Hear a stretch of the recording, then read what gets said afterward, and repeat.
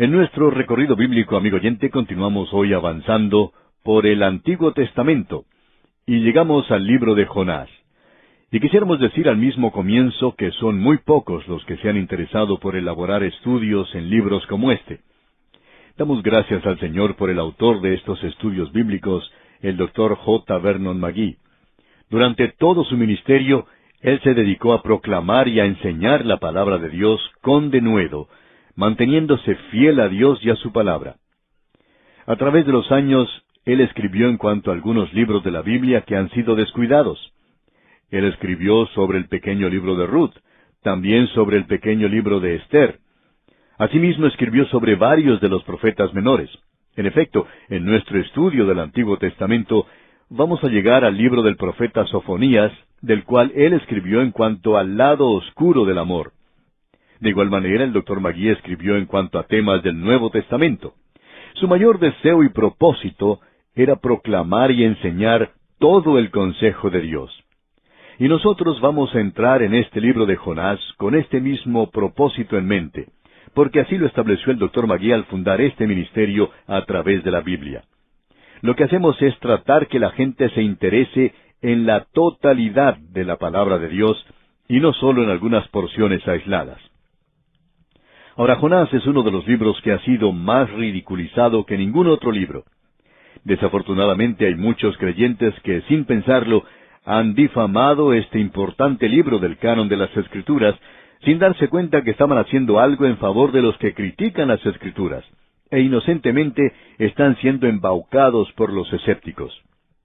Hay también creyentes que cuando escuchan algo que es muy fuera de lo común, dicen, bueno, eso se parece a la historia de Jonás. Y lo que ellos en realidad están diciendo es que es algo muy difícil de creer, o tal vez imposible de creer. Este libro, por tanto, ha sido atacado probablemente más que cualquier otro libro de la Biblia. Y creemos que podemos ver las tácticas que está utilizando aquí el enemigo. Debido a la lucha espiritual que existe, las tácticas del enemigo consisten siempre en buscar los puntos débiles en la línea de la oposición. El centro es atacado en ese punto. Juzgando por este criterio, hay muchos críticos que han llegado a la conclusión de que el libro de Jonás es la parte vulnerable de la información divina. Este es el punto donde el enemigo ha apuntado su artillería más pesada. Como resultado, el creyente promedio piensa que este es el eslabón más débil en los 66 eslabones de la cadena de la Escritura. Y si un eslabón se rompe, entonces toda la cadena se rompe, por supuesto. ¿Es entonces el libro de Jonás el talón de Aquiles de la Biblia? Bueno, lo sería si aceptáramos la explicación ridícula que dan los críticos.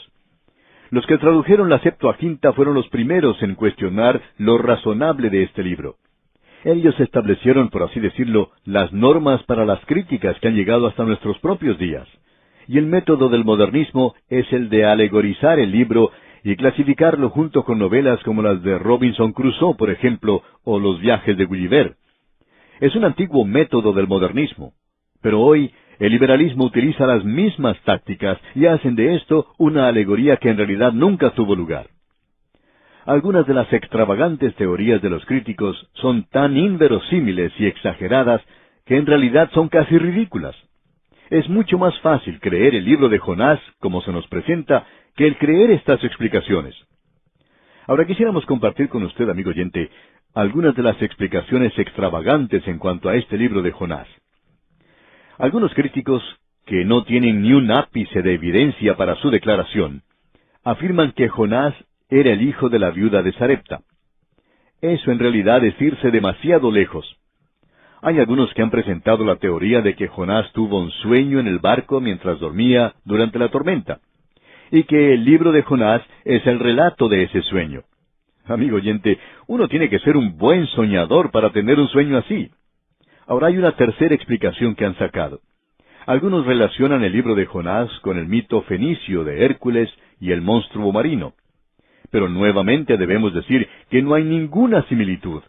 Ellos continúan tratando de encontrar alguna explicación. Y aún hay una cuarta teoría. Este grupo dice que Jonás fue rescatado del mar.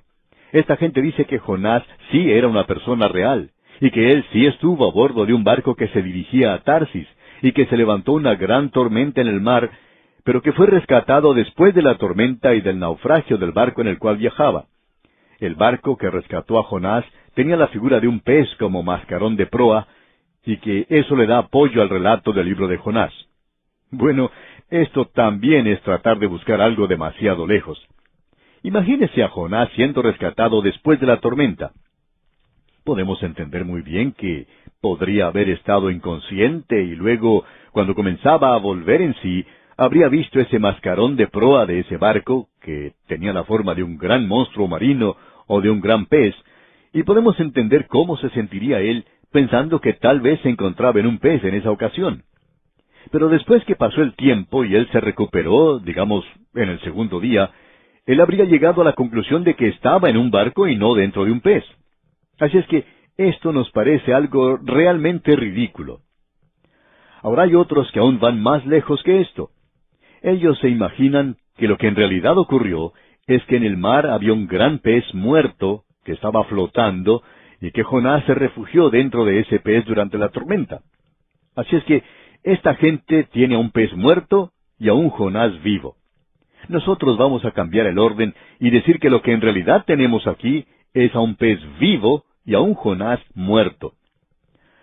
Ahora, el liberalismo en el presente, en su gran mayoría, toma la posición de que esto no es nada más que una alegoría, quizá una fábula como las de Esopo o Samaniego. Los que producen estas especulaciones declaran que el libro de Jonás es irracional, y ellos presentan estas teorías para dar credibilidad a su historia. Sería muy interesante, por cierto, el poder obtener la reacción de Jonás a estas explicaciones tan razonables que ellos presentan. Nosotros debemos descartar todas estas especulaciones como carentes de una base sólida, sin ningún vestigio de verdad desde un punto de vista histórico y que solo existen en la imaginación de los críticos. Amigo oyente, Jonás era una persona real. La información ha sido comprobada y el mensaje de este libro es algo vital para la era atómica en la cual vivimos. Se puede establecer que Jonás fue un personaje histórico y no alguien sacado de la mitología. Esto puede ser comprobado por una muy buena autoridad, de que todo lo que se relata aquí es exacto y verídico. Se puede demostrar que el mensaje del libro es altamente significativo para esta época tan crucial en la que vivimos. En primer lugar, veamos si Jonás fue un personaje histórico.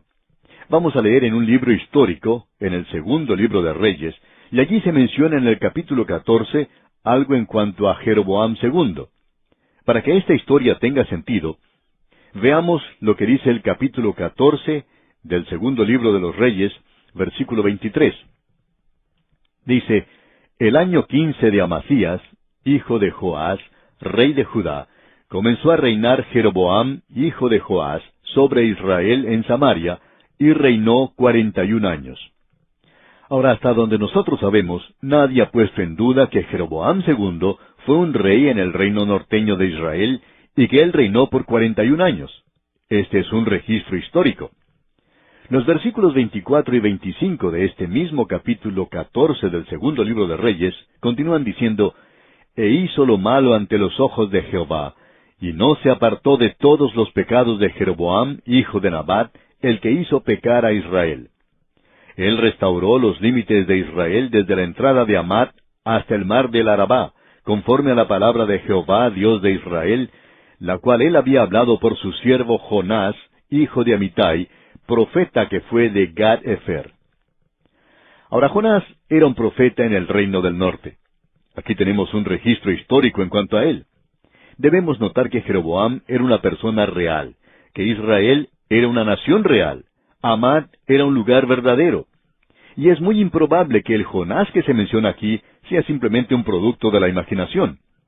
Aquí tenemos un relato histórico y es razonable concluir que Jonás es un personaje histórico. En cierta ocasión, una persona de tendencia liberal dijo que Jonás era nada más que un personaje mitológico. Entonces la persona que le escuchaba, que era un pastor, le sugirió que leyera este pasaje del segundo libro de Reyes, capítulo 14, que acabamos de leer. Este hombre leyó el versículo 25 2 o 3 veces. Posiblemente él ni siquiera se había enterado que había un versículo así en la Biblia.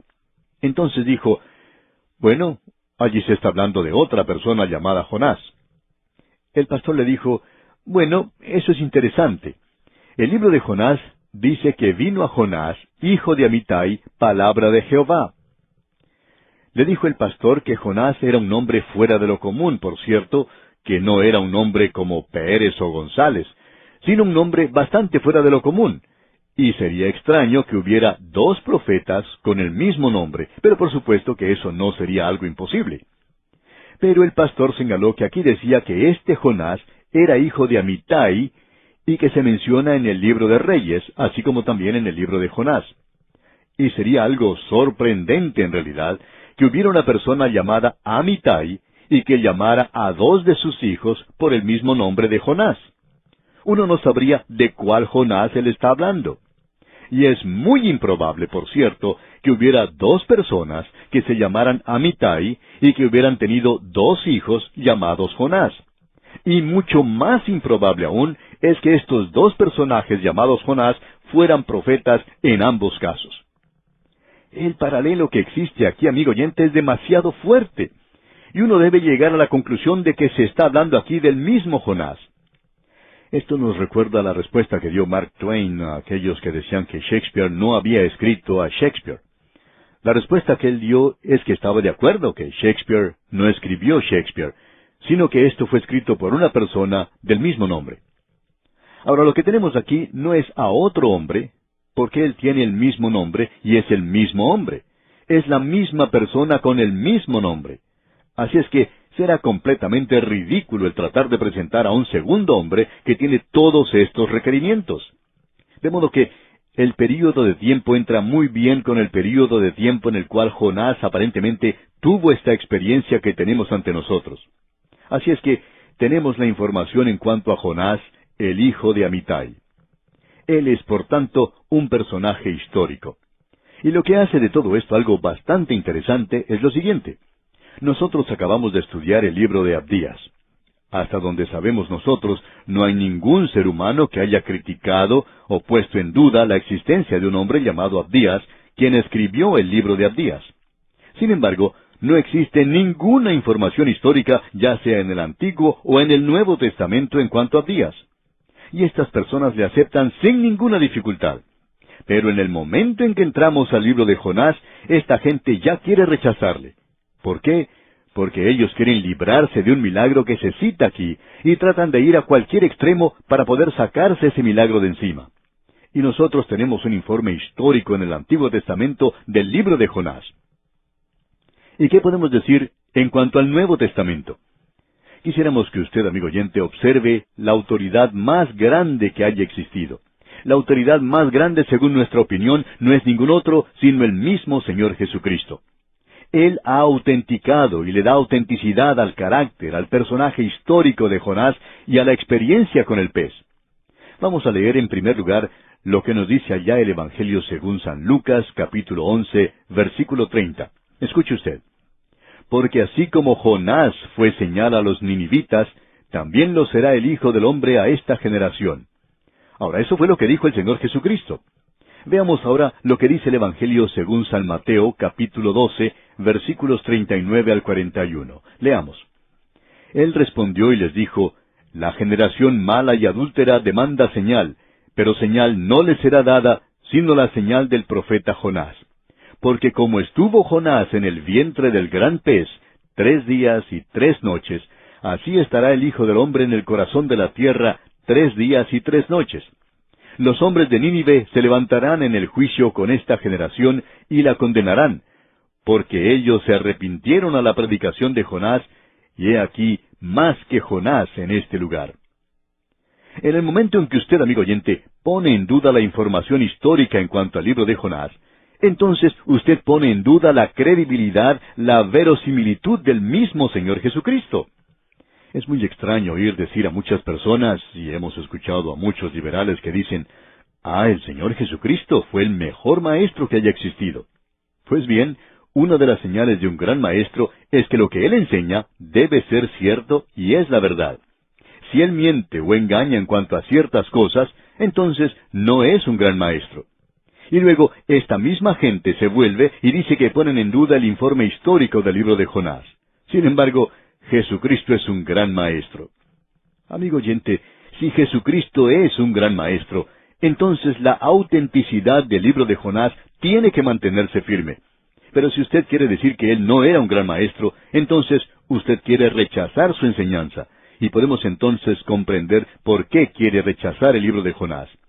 Pero no podemos ver cómo usted puede aceptar al Señor Jesucristo y luego rechazar la información que menciona el libro de Jonás, porque Él es quien hizo de esto un asunto de la historia. Él le dio autoridad a esto, y creemos que lo hizo muy a propósito. Permítanos, amigo oyente, mencionar lo que dijo Sir Winston Churchill, ese gran estadista inglés, en cuanto a Jonás. Él estaba hablando del tema de la inspiración de las Escrituras. Y escuche lo que él dijo. Nosotros rechazamos con desprecio todos aquellos mitos de que Moisés fue sencillamente una figura legendaria en quien el sacerdocio y la gente dependían para sus ordenanzas sociales, morales y religiosas. Creemos que la observación científica, que la concepción más al día y racional, encontrará su más completa satisfacción tomando la historia bíblica literalmente e identificando a uno de los seres humanos más grandes con el salto hacia adelante más destacado de la historia humana. Permanecemos indiferentes por los volúmenes del profesor Gradgrind y el Dr. Dryasdust. Podemos estar seguros que esas cosas han sucedido tal cual están escritas según la Santa Palabra. Hasta aquí el testimonio de Winston Churchill. Amigo oyente, nos agrada muchísimo esto. Y cada vez que escuchamos mencionar a Winston Churchill, recordamos este gran testimonio que él ha dado en favor de la palabra de Dios. Ahora quisiéramos presentar otro asunto en la introducción. Y no vamos a entrar a la historia el día de hoy porque deseamos establecer una base, un fundamento sólido para este libro de Jonás. Usted tiene que haber notado que dijimos que Jonás era un profeta. Y él fue un profeta. Pero en este libro de Jonás no encontramos ninguna profecía. Aquí no se menciona nada en cuanto a la profecía. Lo que tenemos aquí es una narración y nos presenta una experiencia. Es sencillamente el informe de una experiencia que tuvo Jonás. Pero debemos señalar que se encuentra aquí entre los profetas menores. Ahora, ¿cuál es la explicación para esto? Bueno, la explicación es la siguiente, que Jonás, según creemos nosotros, es representante del pueblo que Dios va a preservar durante el período de la gran tribulación. Esta gente, los 144,000 sellados del libro del Apocalipsis, van a ser testigos ante el mundo. Encontramos que ellos serán preservados, serán guardados durante este período. Así es que vemos la misma cosa aquí en este libro, y la historia que tenemos en el libro de Jonás es algo realmente hermoso. Charles Reed, un autor y crítico literario, dijo, Jonás es la historia más hermosa que se haya escrito en tan breve espacio. Y nosotros vamos a tener que esperar hasta la próxima oportunidad, Dios mediante, para finalizar nuestra introducción. Mientras tanto, le sugerimos lea el primer capítulo de este libro del profeta Jonás, para estar así más familiarizado con su contenido y obtener de esta manera el mayor provecho posible. Volvemos hoy, amigo oyente, al libro de Jonás. Hemos presentado sencillamente asuntos de introducción en el programa anterior, y en realidad observamos lo que decía el primer versículo. Veamos entonces lo que dicen los versículos 1 y 2 juntos del capítulo 1. Vino palabra de Jehová a Jonás, hijo de Amitai, diciendo, Levántate y ve a Nínive, aquella gran ciudad, y pregona contra ella, porque ha subido su maldad delante de mí. Ahora, antes de entrar al texto, quisiéramos continuar con este asunto de la introducción que consideramos de suma importancia para poder comprender bien este libro. En la oportunidad anterior mencionamos el hecho de que el libro de Jonás es algo realmente poco común. Se encuentra entre los profetas menores, y Jonás era un profeta, pero este libro no presenta ninguna profecía. Es más bien un relato personal de un hecho de importancia en la vida de Jonás. Como narrador, él nos cuenta en este pequeño libro su experiencia, y aquí encontramos un gran mensaje. Creemos que el mensaje que es evidente aquí, de parte del Antiguo Testamento, es el hecho de que aquí tenemos en miniatura un cuadro de la nación de Israel en el período de la gran tribulación, de cómo Dios preservará a su pueblo. Aquí también encontramos una maravillosa enseñanza, y ya vamos a tratar con eso más adelante, que concierne a la resurrección de Jesucristo. Porque aquí tenemos un cuadro en realidad profético en cuanto a la resurrección del Señor, y el Señor Jesucristo dijo eso Él mismo. Jonás fue una señal para los ninivitas, el Señor lo sería para su generación, y eso sería en su resurrección de entre los muertos. Por tanto, el libro de Jonás no es un cuento, no es una historia en cuanto a un pez nada más, lo que en realidad molesta al mundo negativo. Esa gente quiere demostrar cuán imposible es creer esto. Amigo oyente, ese no es el problema. El problema es que este es un cuadro de un hombre que fue levantado de entre los muertos y de un trono que está allá en el cielo, y en el medio del trono está un cordero que ha sido inmolado, y ese cordero es un cordero que ha resucitado. Y este mundo que rechaza a Cristo clamará algún día, caed sobre nosotros, y escondednos del rostro de aquel que está sentado en el trono y de la ira del cordero. Amigo oyente, usted puede apreciar que como un cordero, Él murió.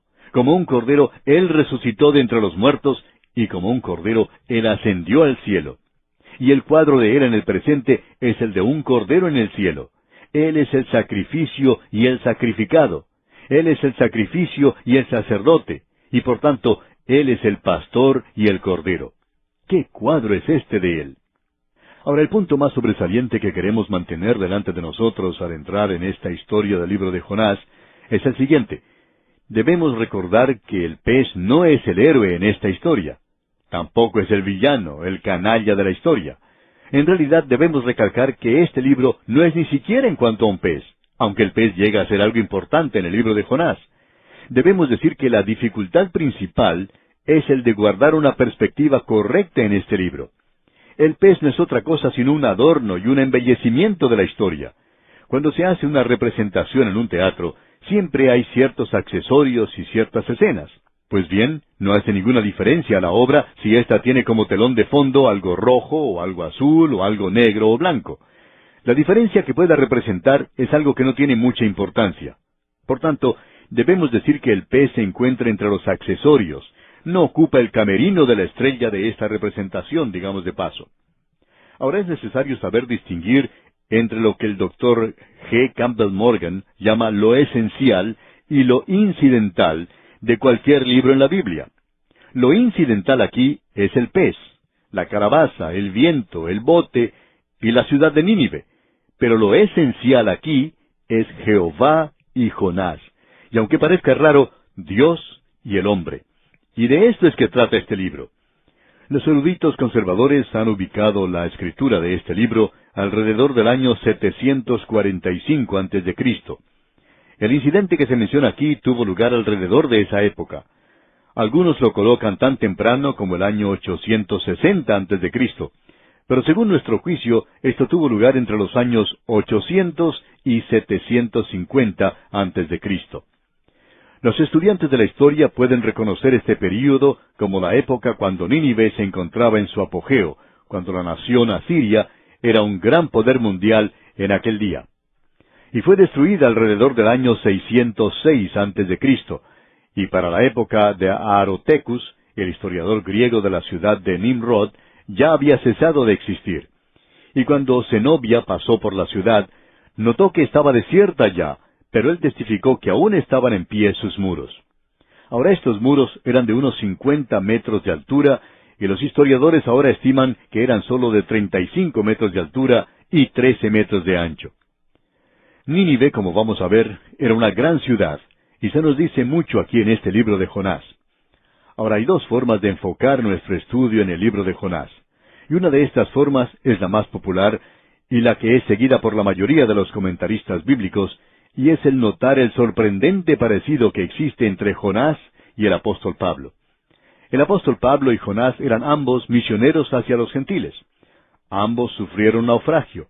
Ambos fueron testigos a los marineros a bordo del barco, y ambos fueron usados para librar de la muerte a esos marineros. Hay otras comparaciones sorprendentes que pueden dar un estudio de esto, pero nosotros no lo vamos a hacer. Pero Pablo realizó 3 viajes misioneros, y con el viaje a Roma, el cual consideramos también un viaje misionero, deberíamos decir que en realidad fueron 4 los viajes misioneros del apóstol Pablo. Y los 4 capítulos del libro de Jonás permiten dividirlo en 4 viajes misioneros de Jonás. El primer viaje, por supuesto, fue cuando él fue a parar dentro del pez. El segundo fue a tierra seca, el tercero fue a Nínive, y el cuarto le llevó a él al corazón de Dios. Y esta, amigo oyente, es una división muy buena y segura de este pequeño libro, pero en realidad nunca nos ha dejado satisfechos. Pensamos que hay mucho más aquí que eso. Y al hacer un bosquejo de este libro sin llegar a hacer comparaciones con el apóstol Pablo, es por cierto algo bastante difícil. Y creemos que hay más dificultades en bosquejar este pequeño libro de Jonás que con el libro de Apocalipsis. Ahora esto quizá le sorprenda a usted, amigo oyente, pero el libro de Apocalipsis es un libro matemático y mecánico. Se divide a sí mismo.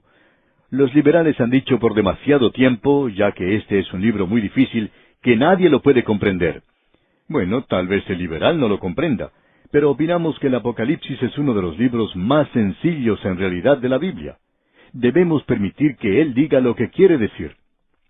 Ahora aquí tenemos otra forma de abordar este libro de Jonás que vamos a comenzar a estudiar, y la podemos explicar dando el siguiente ejemplo. Cuando uno va a una estación de ferrocarril o a un aeropuerto, puede comprobar que allí hay ciertos itinerarios que indican los horarios y el movimiento de los trenes o de los aviones. Hay tres cosas que son importantes. Ahora, la primera de ellas, que es importante, es la salida del tren o del avión. ¿A qué hora sale? Y, por supuesto, el lugar de dónde va a salir. Eso también es importante porque uno tiene que saber cuál es ese lugar y localizar ese punto de partida para enterarse de la hora de salida. Luego usted tiene que buscar cuál es el lugar de destino del tren o del avión. Esto por lo general se da por número o por nombre, de manera que usted pueda abordar el tren o el avión correcto, y es importante hacer eso. Cuando la época de la aviación estaba en sus comienzos, el viajar de un lugar a otro en avión era un poco más difícil. A veces era muy fácil cometer errores y abordar el avión equivocado. Cierto hombre de negocios estaba viajando desde California a Nueva York, y en aquella época los aviones no volaban directamente, sino que tenían que hacer escalas. Y el avión en el cual este hombre viajaba hizo escala en la ciudad de Chicago. Así es que él descendió del avión que lo había traído de California y subió luego a un avión que él pensaba lo llevaría hasta Nueva York. Pero luego descubrió que estaba regresando una vez más a California. No creemos que esto pueda suceder en el presente porque hay mucha más organización y más cuidado en esto. Pero sí es importante que uno obtenga la hora de salida, el lugar de destino y la hora de llegada. Eso es importante porque puede que alguien lo esté esperando a uno en el lugar de destino. Ahora, cuando usted observe el libro de Jonás de esta manera, puede darse cuenta que aquí se tiene también un itinerario. En el capítulo 1, Jonás sale de Israel. Evidentemente, él había salido de la ciudad donde vivía. Él parte de ese lugar. Su destino es Nínive. Pero él llega al pez. En el capítulo 2, tenemos que él sale del pez. Su destino todavía es Nínive. Pero él llega a tierra seca. En el capítulo 3 vemos que él sale de la tierra seca, su destino sigue siendo Nínive, y él llega allí a esa ciudad. Él se demoró 3 capítulos para hacerlo, y tuvo que hacer el viaje dentro de un pez, pero logró llegar al fin. Ahora el capítulo 4 es otro capítulo muy destacado. Él parte de Nínive. Su destino es una calabaza o un lugar fuera de la ciudad de Nínive. Él llega al corazón de Dios, un lugar maravilloso donde cualquier persona puede llegar. Y quisiéramos, amigo oyente, que usted tome nota que el libro de Jonás es mejor mirarlo desde ese punto de vista, para que cuando entremos al capítulo 1, notemos que él va saliendo de Israel. Nuestro destino será Nínive, y Jonás llegará en el pez. Ahora, antes de entrar a los detalles de este libro, debemos mencionar otro asunto de introducción. La brevedad del libro de Jonás lleva a cualquier lector casual a la conclusión de que aquí no hay nada de significancia en particular, con excepción de la diatriba en cuanto a la ballena que se tragó a Jonás. Por supuesto, debemos decir que no era una ballena, puede que haya sido, pero no creemos que eso sea así. Este fue un pez especial preparado para esta ocasión. Como quiera que sea, el pequeño libro de Jonás tiene 4 capítulos, y son capítulos muy breves, y es un poco más del doble del libro de Abdías, el cual es el libro más corto en la Biblia. Ahora, el libro de Jonás es muy breve, y por esa razón tenemos la tendencia de pasarlo desapercibido. Amigo oyente, usted ha notado cada uno de estos pequeños libros, y se dará cuenta que no se les puede llamar profetas menores. Cada uno de ellos es como una pequeña bomba atómica, cargada de poder y potencia, y con un programa de Dios. Ahora existen 6 temas significativos que se sugieren y desarrollan en este libro de Jonás, lo cual hace de este libro algo muy relevante para nosotros en el presente.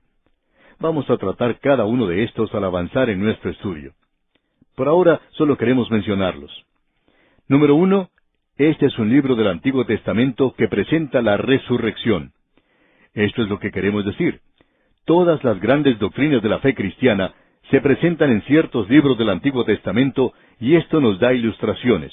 Por ejemplo, el libro de Éxodo presenta la redención, la liberación del pecado para el pecador que va a Cristo, y eso es ilustrado allí.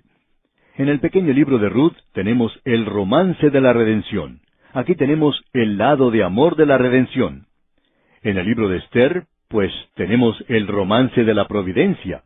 Y en el libro de Job, como ya hemos visto, tenemos algo diferente, y creemos que se nos enseña el arrepentimiento.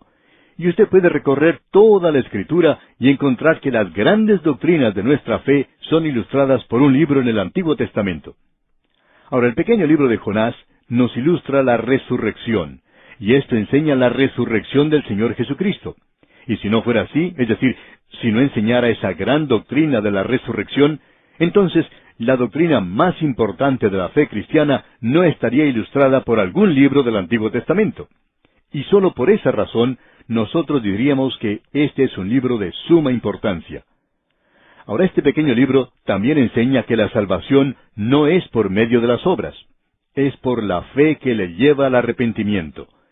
Este pequeño libro se lee por los judíos ortodoxos en el gran día del perdón, el Yom Kippur.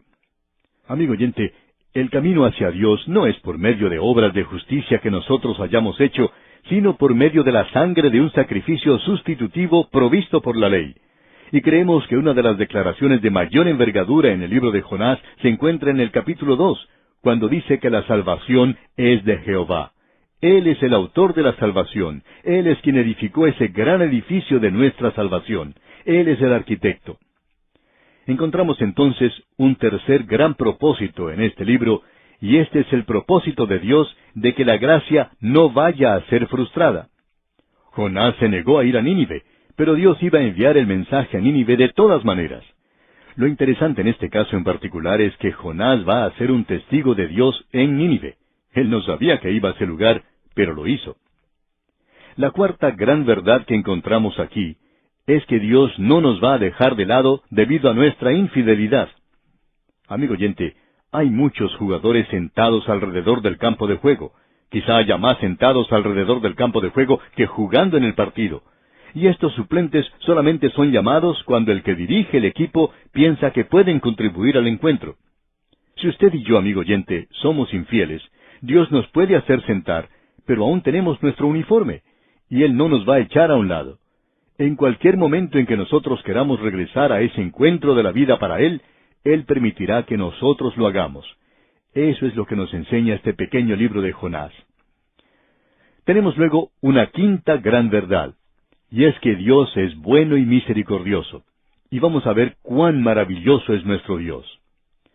La sexta y última gran verdad es un versículo que podemos escribir en la primera página del libro de Jonás.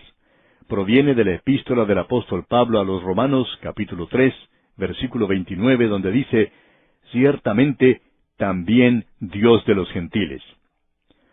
Amigo oyente, cuando Dios escogió a Abraham, Él le dijo a los gentiles, «Yo voy a tener que dejarlos a ustedes por algún corto tiempo a causa del pecado que ha entrado a la familia humana, pero yo voy a preparar salvación para ustedes a través de un hombre y una nación, y yo traeré al Redentor, el Salvador, al mundo». Y ahora Dios tiene una salvación para la humanidad. El apóstol Pablo dice en su epístola a los Romanos, capítulo 3, versículo 29, ¿es Dios solamente Dios de los judíos? ¿No es también Dios de los gentiles? Ciertamente, también de los gentiles. Pues bien, el libro de Jonás revela que aún en el Antiguo Testamento, Dios no se olvidó de los gentiles. Porque si Él estaba dispuesto a salvar a una mujer como Rahab la ramera, y a una nación brutal y cruel como los asirios, los habitantes de Nínive, su capital, debemos decir, amigo oyente, que Dios se ha dedicado a este asunto de salvar, y Él, por cierto, quiere salvarnos a nosotros también. Y estos son los 6 grandes temas que se tratan aquí en este pequeño libro de Jonás. Vamos a traer cada uno de ellos cuando lleguemos a ellos, por supuesto, en este libro. Por ahora vamos a observar nuestro itinerario porque queremos ver cuándo sale o llega el avión o el tren, y Dios mediante, en la próxima oportunidad vamos a partir de Israel, de Samaria, y nos vamos a dirigir hacia Nínive, donde vamos a llegar en un pez. Nos detenemos aquí por hoy porque nuestro tiempo ha concluido por este día. Retornaremos, Dios mediante, en nuestro próximo programa para entrar de lleno en este estudio del libro del profeta Jonás. Y confiamos que usted, amigo oyente, lea todo este primer capítulo para estar así más familiarizado con su contenido. Continuamos hoy, amigo oyente, nuestro recorrido por el libro de Jonás. Y para comenzar hoy nuestro estudio vamos a leer los primeros 2 versículos en este libro de Jonás, en el capítulo 1. Vino palabra de Jehová a Jonás, hijo de Amitai, diciendo: Levántate y ve a Nínive, aquella gran ciudad, y pregona contra ella, porque ha subido su maldad delante de mí. Aquí encontramos el llamado y la comisión del profeta Jonás para ir a Nínive. Una de las cosas que notamos aquí primeramente es que él es identificado para nosotros como profeta, y que él también es hijo de Amitai. Ya hemos visto en un programa anterior que él es un personaje histórico, como pudimos apreciar en el 2º libro de Reyes, capítulo 14, versículo 25. Esta comisión que el profeta recibe es la de levantarse e ir a Nínive, una gran ciudad, y él debía pregonar contra ella, porque su maldad había subido delante de Jehová. Ahora, la ciudad de Nínive es llamada una gran ciudad.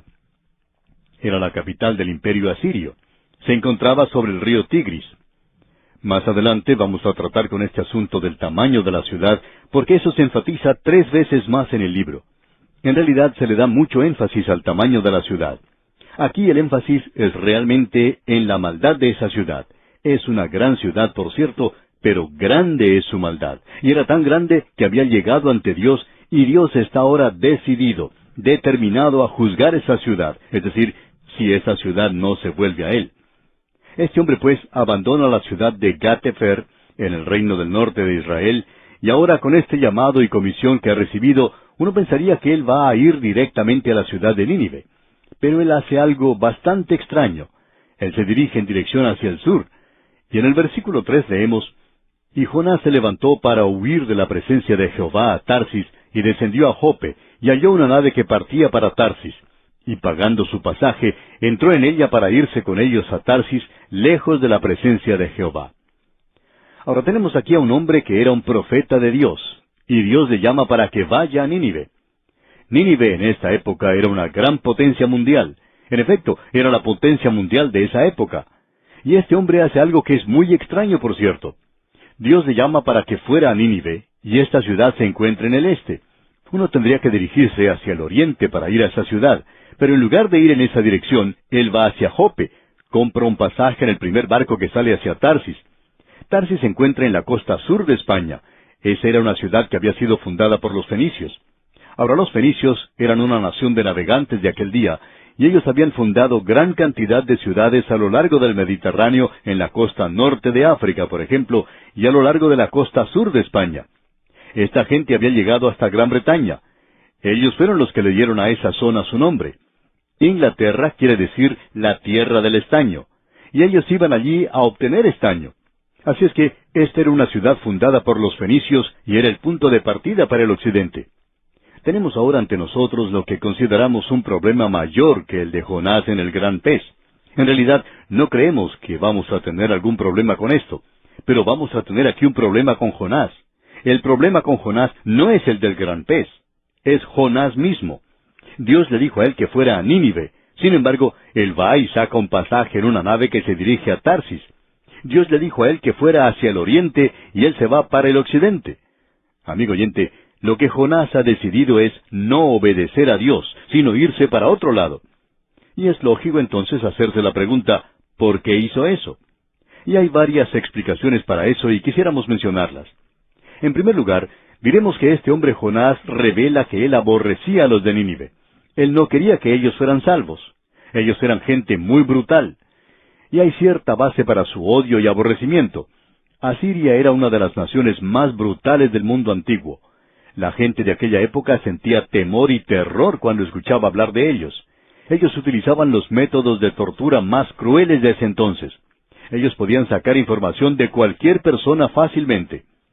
Una de las cosas que ellos hacían, y de las cuales oímos hablar en el presente, ninguno de nosotros ha presenciado eso, es que ellos sacaban a un hombre, por ejemplo, al desierto, en las arenas del desierto, y lo enterraban allí hasta el cuello. Nada sobresalía, sino solo su cabeza. Ellos colocaban una correa de cuero en su lengua y lo dejaban allí para que muriera, mientras el sol candente lo abrasaba sin misericordia. Se dice que la persona tratada así, en esa forma, enloquecía antes de morir. Esa, pues, era una de las cosas tan simpáticas que hacían los asirios. Ellos actuaban de manera muy fuera de lo común, por cierto. Una de las razones por la cual los babilonios pudieron apoderarse de ellos fue debido a la lentitud de la marcha de los asirios. Ellos llevaban a sus familiares con ellos. Ellos no tenían mucho orden en sus ejércitos. Eran nada más que una chusma, una muchedumbre que avanzaba sin orden alguno. Y ellos avanzaban mientras era fácil ver. El desorden de ellos era algo que militaba contra ellos. Pero cuando llegaban a alguna ciudad o algún villorrio o gente en cualquier parte, ellos eran tan temidos y causaban tanto pavor porque se dice que en algunas ocasiones una ciudad o un pueblo entero cometía suicidio antes que caer en las manos de gente tan brutal como los asirios. Así es que usted puede apreciar que esa gente no era muy apreciada a través de esa zona. También notamos que en esta época en particular ellos estaban llevando a cabo ataques contra el reino del norte de Israel. Ahora, durante mucho tiempo, Siria luchaba contra el reino del norte. Ellos finalmente se unieron en una alianza en el norte, y hacia el oriente de ellos se levantó entonces Asiria. Y Asiria finalmente se apoderó de ambas naciones, es decir, tanto de Siria como de Israel, y los llevó a la cautividad. Al comienzo, cuando ellos se preparaban para apoderarse de una nación, llegaban y llevaban a cabo un ataque de sorpresa contra la ciudad, y se llevaban cautivas a las mujeres, y luego asesinaban brutalmente a los hombres y a los niños. Ahora no sabemos esto con certeza, pero es muy fácil imaginar que en la ciudad de Jonás, en Gat-Hefer, alguna vez se había sentido la presencia de los asirios. Probablemente habían llegado hasta su propio hogar. Quizá él pudo haber visto cómo eran asesinados cruelmente su padre y su madre. O quizá él pudo ver cómo los asirios abusaron y violaron a su propia hermana. Pero lo que sí sabemos es que Jonás aborrecía a los asirios. Él no quería que ellos fuesen salvos. Por tanto, él sale y se va en la dirección opuesta. Él no va a llevar ese mensaje de salvación. Ahora observemos la segunda razón. Y alguien quizá nos va a decir que el mensaje de Jonás no era de salvación, sino un mensaje de juicio. Bueno, eso es cierto. Así era el mensaje. Pero amigo oyente, ese hombre Jonás conocía a Dios. Cierta persona de tendencia liberal no aceptaba la veracidad del libro de Jonás. Sencillamente pensaba que Jonás había escrito ese libro y que era nada más que una historia que él había escrito. Y eso revelaba el hecho de que Jonás no conocía a Dios, y esa fue la razón por la cual él huyó. Amigo oyente, lo opuesto es cierto. Fue porque Jonás conocía a Dios que él se dirigió en dirección opuesta. Él sabía que si él iba con un mensaje de juicio y la gente de Nínive se volvía a Dios en arrepentimiento, lo que ellos por cierto hicieron, él sabía que si ellos se volvían a Dios, Dios no los castigaría. Dios salvaría esa ciudad. Por tanto, Jonás no quería que esa ciudad fuese salva. Eso era algo que él no apreciaba. Y aquí tenemos a un hombre que se dirige en la dirección opuesta porque él no quiere que esta ciudad sea salva. Vamos a hablar de esto más adelante. Notemos ahora la tercera razón. ¿Por qué fue este hombre en la dirección opuesta? Bueno, él es en todo sentido un profeta desobediente a Dios. No hay ninguna duda en cuanto a eso. Él está fuera de la voluntad de Dios, y en tal estado él es muy similar al hijo pródigo. El hijo pródigo huyó de su propio hogar. Él no quería vivir bajo la voluntad de su padre. Así es que se va a vivir a una ciudad alejada. Y Jonás aquí está fuera de la voluntad de Dios. Un profeta que en realidad no estaba andando con Dios. Y vamos a ver en el último capítulo de este libro que Dios trata con este problema de Jonás y cómo Dios le trae nuevamente a caminar junto con él. Es por eso que pensamos que esta es una buena razón, una razón legítima por la cual él va en la dirección opuesta. Vamos ahora a mencionar la última razón. Quizá usted no haya notado esto, pero ¿se ha fijado usted que Dios nunca usa a los profetas para llevar un mensaje a las naciones de alrededor? Es cierto que Jeremías fue enviado a Babilonia, pero Dios no envió mensajes a las naciones de alrededor. Dios nunca envió sus mensajeros como misioneros en el Antiguo Testamento. El método que Dios utilizó en el Antiguo Testamento es en realidad un método opuesto al que se utiliza hoy. Debemos comprender que Israel era un pueblo que debía servir y adorar a Dios en una nación que estaba en la encrucijada de este mundo, donde se encontraban 3 continentes, y eso, por supuesto, es en esa zona allí que une a Europa, Asia y África. Y en aquella época, las naciones que no viajaban por agua tomaban una ruta a través de la tierra de Israel. Así es que Dios tomó a esta gente, les colocó allí en esa encrucijada, y después hizo que ellos construyeran un templo para adorarle. Y ellos allí debían testificar para Dios, sirviéndole, o diríamos, mirando hacia adentro. Ellos debían mirar hacia adentro, ellos debían efectuar una mirada interior. La invitación era, venid, vamos a la casa de Jehová y adorémosle. Y en aquel día ellos testificaban sirviendo a Dios en ese cruce de caminos del mundo, y el mundo venía a él.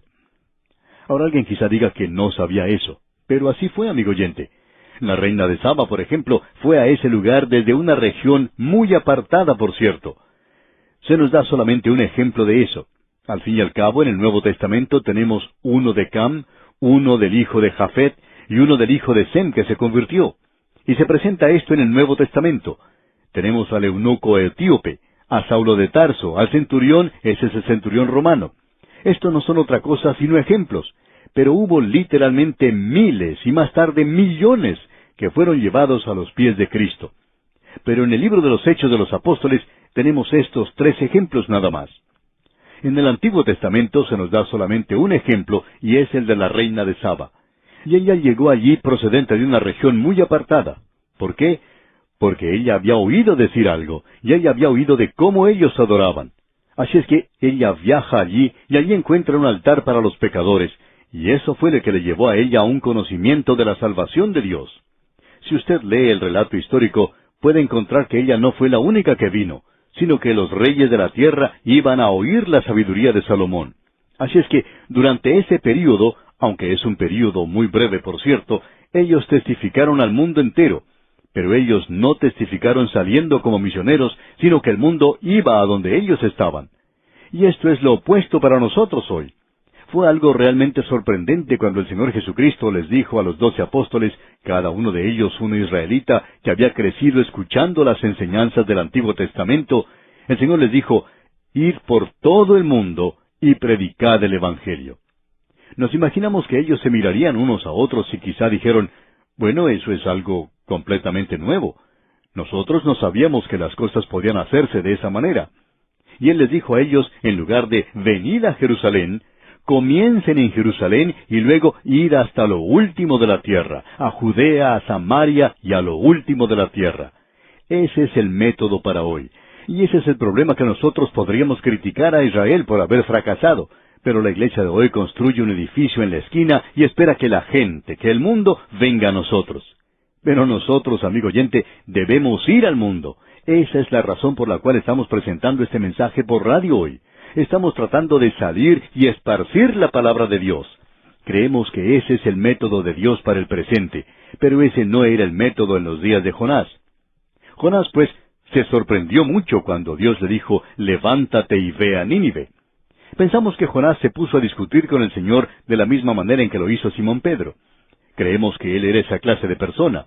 Ese libro nos revela eso. Él probablemente dijo, un momento, por favor, tú nunca enviaste a Elías a Egipto, tú nunca enviaste a Elías a la India. ¿Por qué me estás pidiendo a mí que haga algo que nunca fue solicitado a ningún profeta antes? Y tenemos mucha simpatía por Jonás. Él se vio un poco sorprendido de que Dios le pidiera que hiciera algo de esa manera. Ese no era el método de Dios. Pero este libro nos revela que Él es el Dios de los gentiles. El apóstol Pablo nos presenta esto de una manera muy clara en algo que vimos en nuestro programa anterior, allá en su epístola a los Romanos, capítulo 3, versículo 29, donde dice, ¿es Dios solamente Dios de los judíos? ¿No es también Dios de los gentiles? Ciertamente también de los gentiles. Y Jonás hubiera dicho un amén a esto, pero no en este instante, sino más tarde cuando él descubrió que Dios quería salvar a los gentiles. Así es que hemos visto en estos primeros 2 versículos de Jonás lo siguiente. Leamos los versículos 1 y 2 otra vez. vino palabra de Jehová a Jonás, hijo de Amitai, diciendo, levántate y ve a Nínive, aquella gran ciudad, y pregona contra ella, porque ha subido su maldad delante de mí. Pero ahora tenemos esta declaración bastante extraña en el versículo 3. Y Jonás se levantó para huir de la presencia de Jehová a Tarsis, y descendió a Jope, y halló una nave que partía para Tarsis. Y pagando su pasaje, entró en ella para irse con ellos a Tarsis, lejos de la presencia de Jehová. En nuestro próximo programa, Dios mediante, vamos a ver que él se fue a dormir en esa nave. Creemos que esto debería dar respuesta a muchas personas que están teniendo problemas y dificultades y que se preguntan si están haciendo la voluntad de Dios. Bueno, no podemos responderle si usted está o no está en la voluntad de Dios, pero podemos decirle esto, amigo oyente. El hecho de que usted esté teniendo dificultades no es una prueba de que usted esté fuera de la voluntad de Dios. Puede que sea una prueba de que está en la voluntad de Dios. Y si usted está pasando por una época cuando todo es muy fácil, cuando todo está saliendo a pedir de boca, estamos listos a decirle que si eso es todo lo que usted está usando para interpretar la voluntad de Dios para su vida, entonces usted está descansando en una caña cascada, y eso no lo va a sostener en un momento de crisis. De eso estamos seguros. El ejemplo aquí es Jonás. Aquí tenemos a un hombre viajando en la dirección opuesta a la cual Dios le dijo que viajara. Él está definitivamente fuera de la voluntad de Dios, y él se dirige hacia Jope, y cuando él llega allí, no hay ningún problema. Él compra su pasaje, sube a bordo de la nave, y cuando está allí, se va a dormir. Todo sale a pedir de boca. Y pensamos que Jonás podría dar un testimonio de la clase que hemos escuchado tantas veces, y diría, fui allí, me compré un pasaje, y me preguntaba si estaba o no en la voluntad de Dios. Él debería haber sabido que no lo estaba, pero hay muchos de nosotros que decimos eso. Nos preguntamos si estamos en la voluntad de Dios. Y Jonás continuaría diciendo, yo estaba allí en la fila para comprar el pasaje, y el hombre que estaba delante de mí, cuando llegó su turno de comprar su pasaje, el agente le dijo que ya no había más espacio. Yo estaba listo para volverme cuando sonó el teléfono y vi que el agente contestaba y decía, ¿así que usted no va a poder viajar en esta oportunidad con nosotros? Bueno, sentimos mucho que usted haya enfermado de repente y que nos llame del hospital, pero muchas gracias por llamarnos. Y allí se encontraba Jonás esperando. El agente entonces se volvió hacia él y le dice, hermano, usted tiene mucha suerte. Hemos recibido una cancelación y podemos venderle el pasaje. Y Jonás dice, bueno, por cierto que tengo mucha suerte. Creo que es mucho más que eso. Quizá estoy en la voluntad de Dios. Así es que él pudo comprar su pasaje. No tuvo ningún problema. Luego subió a bordo de la nave y el informe meteorológico era muy bueno. Le dijeron que haría un tiempo excelente, tendrían un viaje muy bueno y que todo sería agradable en el viaje. Así es que él se va a su camarote y se acuesta a dormir. Y él dice, bueno, tengo que estar en la voluntad de Dios. Amigo oyente, ¿cuántos creyentes hay como este hombre en el día de hoy? Piensan que las cosas son difíciles, y entonces es allí cuando dicen que están fuera de la voluntad de Dios. Pero si las cosas andan bien y son fáciles, todo anda sobre rieles, entonces deben estar en la voluntad de Dios. El autor de estos estudios bíblicos, el Dr. J. Vernon McGee, relataba que en las oficinas centrales de A Través de la Biblia, ellos habían aprendido una gran lección. Cuando se comenzó la obra radial allí, todo andaba muy bien. Probablemente no había nada que pudiera igualarse al crecimiento de la obra radial en cuanto a lo que ellos sabían. De una docena de emisoras que transmitían el programa, en 3 años se llegó a 300 emisoras, y eso es algo realmente sorprendente. Todo parecía andar maravillosamente y se recibían los fondos necesarios. De pronto se comenzó a tener dificultades. Se descubrió que había un déficit, y luego se presentó otra clase de problemas. Entonces comenzaron a hacerse preguntas, y se preguntaban si estaban en la voluntad del Señor. Y eso debido a la forma en que marchaban las cosas. Ellos querían estar en la voluntad del Señor. Y de pronto se acordaron de lo que decía este libro de Jonás. Es muy bueno tenerlo para poder hablar de esto. El Dr. McGee pensaba que se encontraba más en la voluntad de Dios cuando comenzaron a tener problemas que antes. Porque esto demuestra que el diablo, Satanás, no está muy cómodo con nosotros y comienza a tratar de bloquear el camino. Él no prestaba ninguna atención al comienzo, cuando la obra era muy pequeña, pero cuando comenzó a crecer, entonces sí comenzó a causar problemas. Amigo oyente, Sencillamente porque usted esté teniendo problemas, no quiere decir que está fuera de la voluntad de Dios. Tenga esto muy en cuenta. Y vamos a detenernos aquí para continuar, Dios mediante, en nuestro próximo estudio. Continuamos hoy, amigo oyente, nuestro recorrido por el libro de Jonás. Y nos encontramos considerando lo que dice el primer capítulo.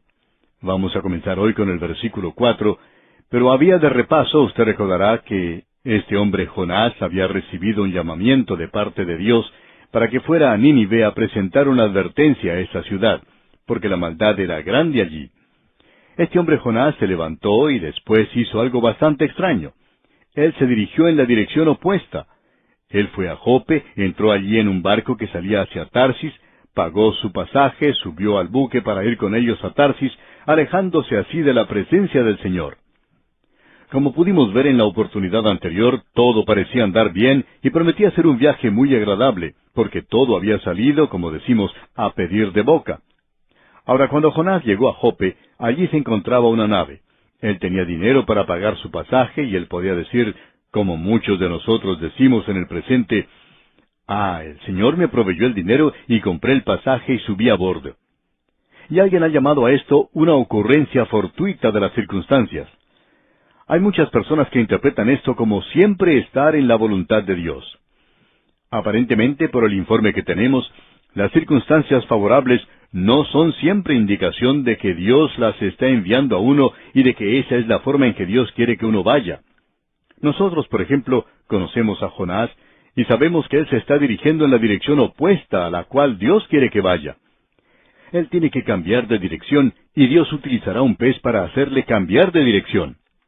Ahora podemos notar aquí que los hombres de Dios a través de los siglos, tanto en la Biblia como fuera de ella, han sido hombres que han descubierto que el ir no es tan fácil. No siempre han sido las cosas muy propicias. Por el contrario, las cosas han sido bastante difíciles.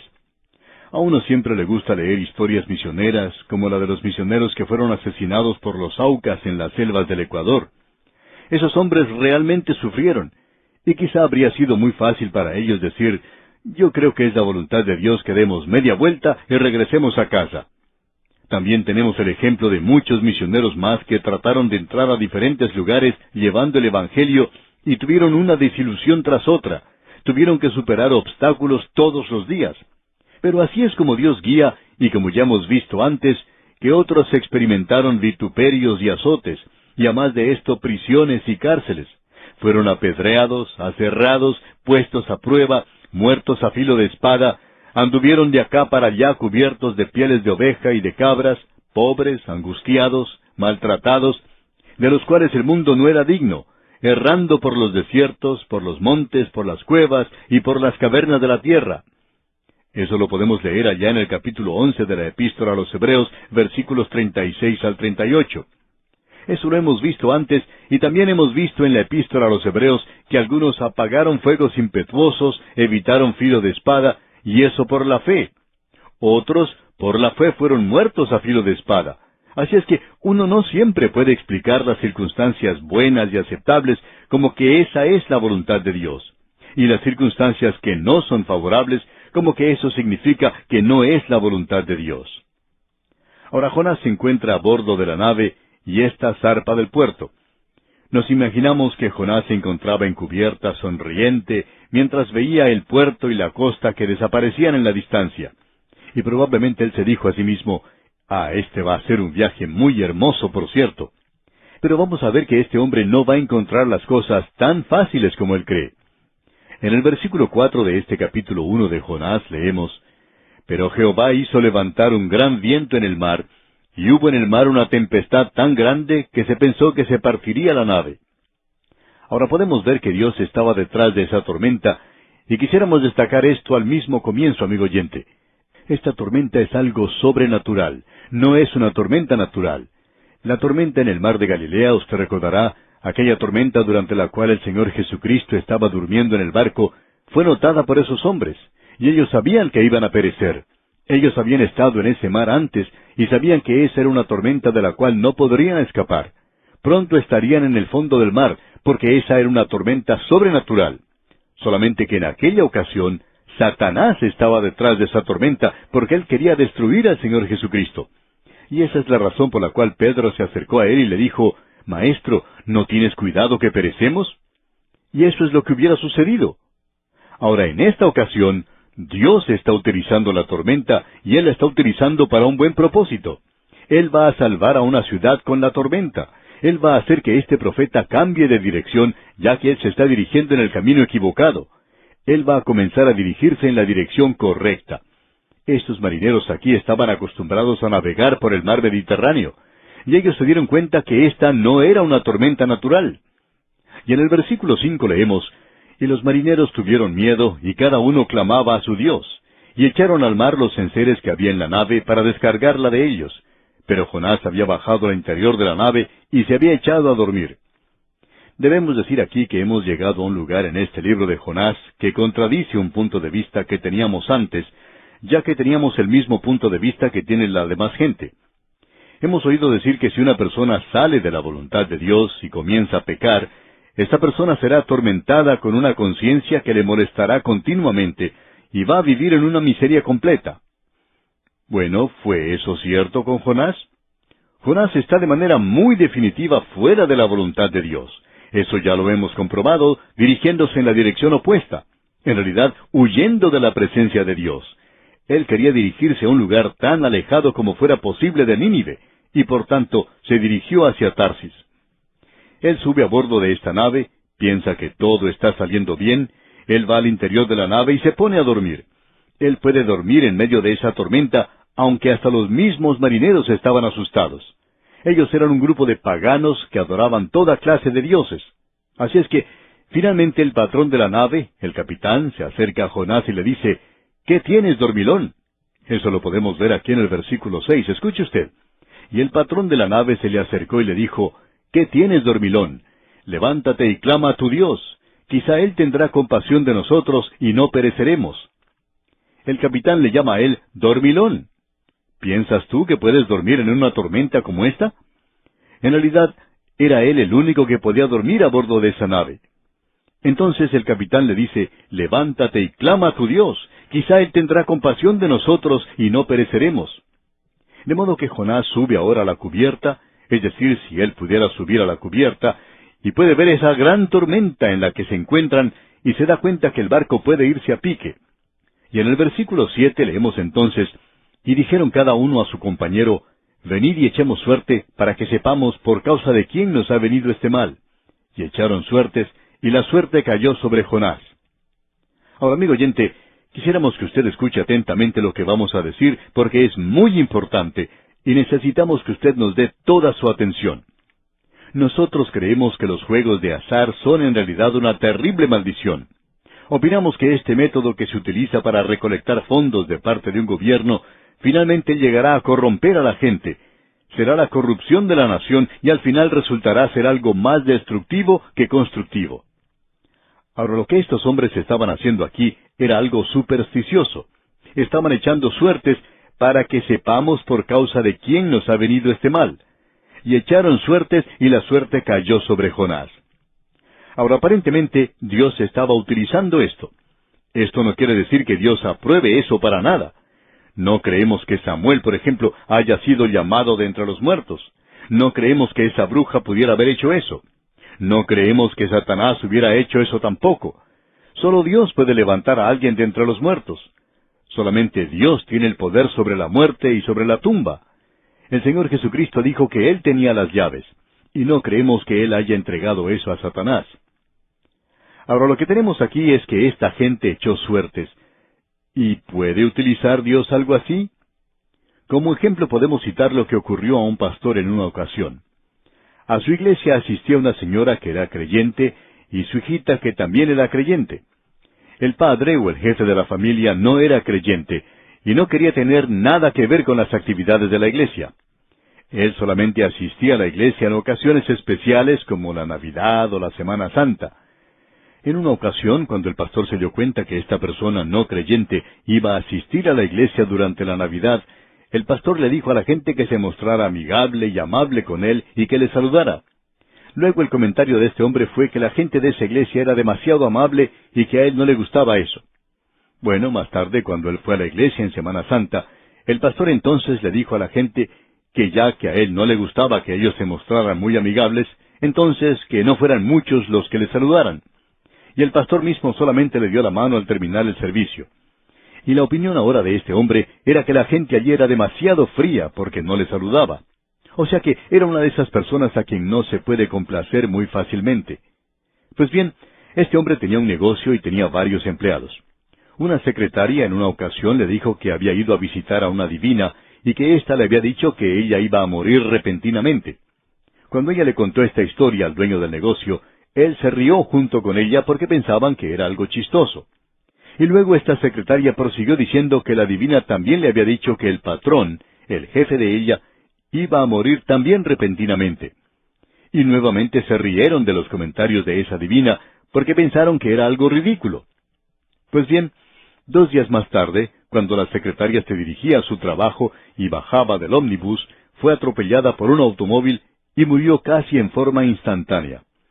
Cuando este hombre se enteró de eso, se asustó tantísimo que esa misma noche fue a la casa del pastor y quería conversar con él. Él pensaba que iba a morir repentinamente como lo que le había sucedido a la secretaria. Él fue pues a la casa del pastor y expresó su temor al pastor, y éste le dijo, «Bueno, puedo comprender cómo se siente usted, y creo que puedo ayudarle a quitar ese temor. La divina no tiene nada que ver con lo que ha sucedido. Ella no sabía lo que traía el futuro. Eso fue nada más que una de esas circunstancias extrañas de la vida, lo cual podemos llamar una coincidencia. No creo que eso quiera decir que usted va a morir». Y este hombre le respondió, «Bueno, en todo caso, yo quiero estar preparado. ¿Me puede explicar usted el plan de salvación?» Y el pastor, por supuesto, enseguida le explicó allí mismo el plan de salvación para él, cómo Dios había enviado a Cristo a este mundo para morir por nuestros pecados. Y ese hombre estaba listo esa misma noche, y allí aceptó a Cristo como su Salvador personal. Amigo oyente, Satanás quizá empujó demasiado a este hombre, porque él mismo fue responsable que él buscara la salvación y llegase a ser salvo esa misma noche. Hablando honradamente, debemos decir que Dios utiliza cosas como esas. Él dice que puede tomar la ira del hombre para alabarle, y Él también puede tomar la superstición del hombre para alabarle. Esta gente que está aquí en este barco con Jonás eran personas muy supersticiosas, pero Dios los va a usar a ellos. Ellos han echado suerte, y la suerte cae sobre Jonás. Y notemos ahora lo que sucede. El versículo 8 del capítulo 1 de Jonás nos dice, «Entonces le dijeron ellos, decláranos ahora por qué nos ha venido este mal. ¿Qué oficio tienes y de dónde vienes? ¿Cuál es tu tierra y de qué pueblo eres?» Jonás quizá no tenía mucho tiempo para hablar con los marineros. Quizá tuvo algo de tiempo, pero no era lo suficiente. Pero notemos que él permanece silencioso. Él, por cierto, no es un testigo para Dios. Un hombre que está fuera de la voluntad de Dios, amigo oyente, no puede ser un testigo efectivo para Dios. Esto es algo importante que nosotros debemos mantener en mente. Notemos ahora qué es lo que él les dice. En primer lugar, ellos quieren hacerle algunas preguntas. Ellos quieren saber por qué les ha venido ese mal. «¿Qué oficio tienes?», le dicen. Bueno, él no le había dicho a nadie que él era profeta. Él mantuvo silencio en cuanto a eso. Luego le dicen, «¿De dónde vienes?». Tampoco él les había dicho que era del reino del norte de Israel, de Gatéfer.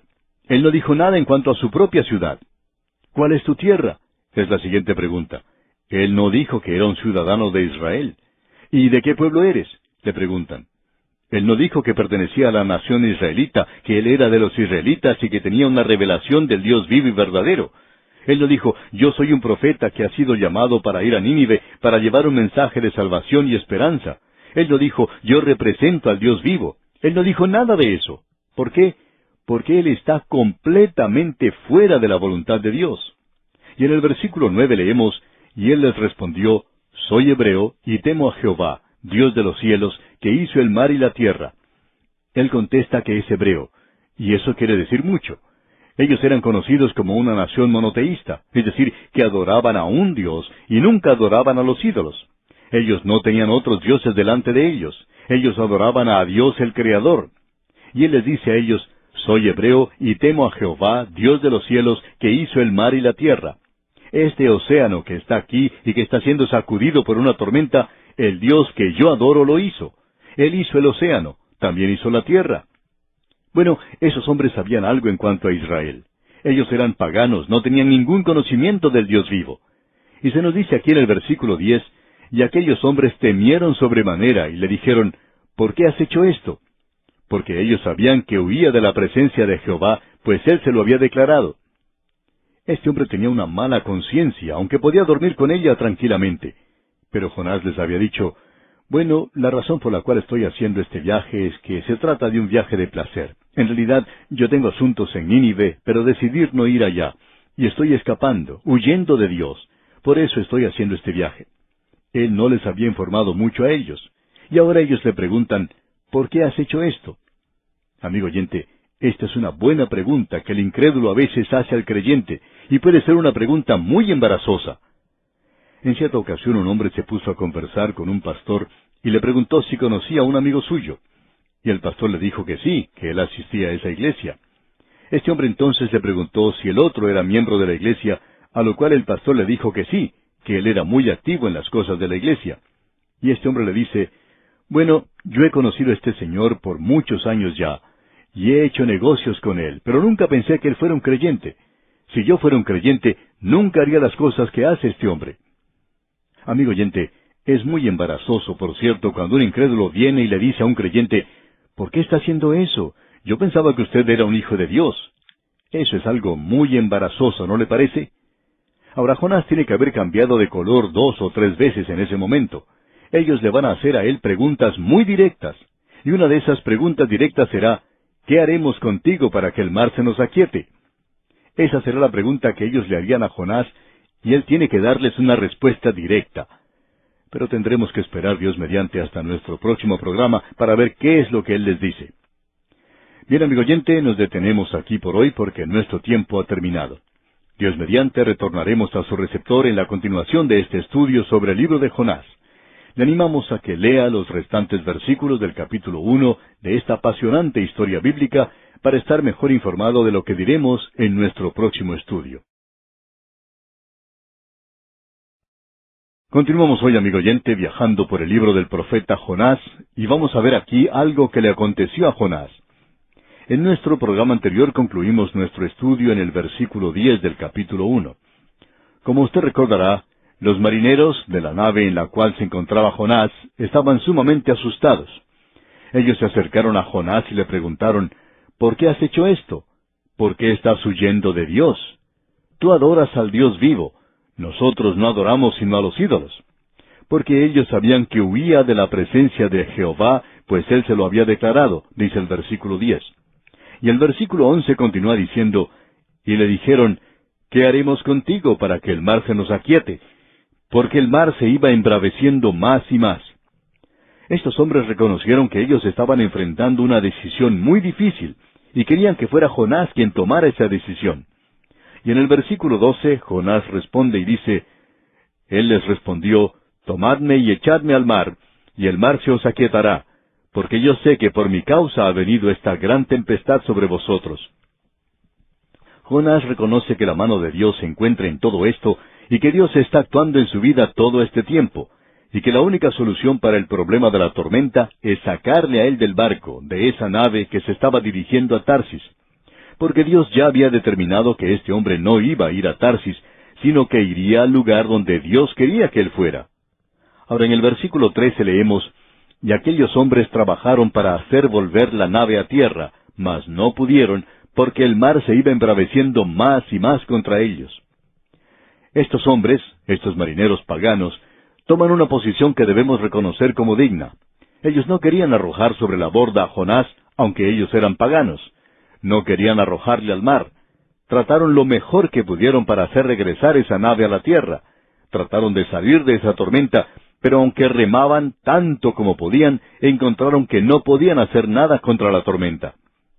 Debemos decir que en este lugar en particular, en este libro, estos marineros paganos se nos presentan en una posición mucho mejor que Jonás. En realidad, debemos decir que estos eran hombres destacados. No querían arrojar a Jonás al mar. Trataron lo mejor que pudieron de hacer salir el barco de la tormenta, pero no pudieron lograrlo. Y en el versículo 14 leemos, entonces clamaron a Jehová y dijeron, te rogamos ahora, Jehová, que no perezcamos nosotros por la vida de este hombre, ni pongas sobre nosotros la sangre inocente, porque tú, Jehová, has hecho como has querido. Notemos ahora el cambio que está tomando lugar en las vidas de estos hombres. Ellos se están dirigiendo ahora al Dios vivo y verdadero.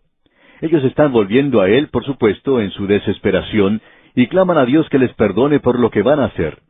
No tienen ninguna otra alternativa. Solo pueden hacer eso. Y en el versículo 15 leemos, y tomaron a Jonás y lo echaron al mar, y el mar se aquietó de su furor. Y esto nos revela, amigo oyente, de manera muy directa, que esa era una tormenta sobrenatural, y que Dios estaba controlando todo esto.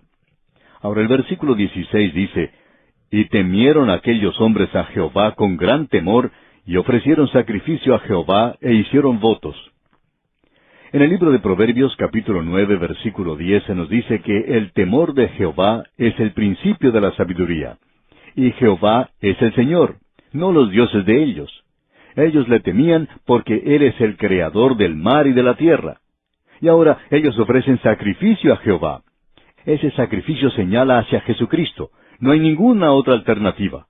Ahora aquí vemos que ellos hicieron votos. ¿Qué clase de votos hicieron esos hombres? Ellos hicieron votos al Señor. Ahora ellos le iban a servir a Él.